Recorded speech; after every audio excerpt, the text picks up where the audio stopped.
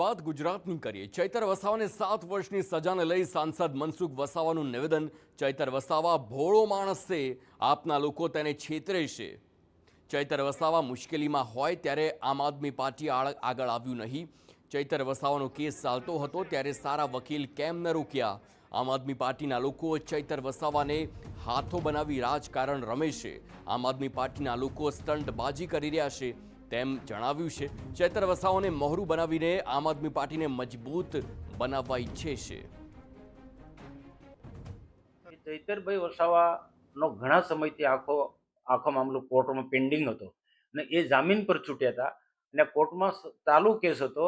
તો એ વખતે કોઈ કાળજી ના રાખી કે ભાઈ ચૈતરભાઈને બચાવવા માટે કોર્ટમાં સારા વકીલ આપણે રોકીએ, એમનો જે વકીલ છે એને મદદમાં કોઈ બીજો વકીલ રોકવાનો હતો, એ કોઈ ચિંતા જ નહીં કરી। જજમેન્ટ આવ્યા પછી આ બધા નેતાઓ તૂટી પડ્યા છે ચૈતરભાઈના સમર્થનમાં। પછી આ બધા નેતાઓ રાજકીય પ્રસિદ્ધિ મેળવવા માટે ચૈતરભાઈના નામે આમ આદમી પાર્ટીનો વ્યાપ વધારાના બધા નાટક કર્યા, સ્ટન્ટ કરી રહ્યા છે।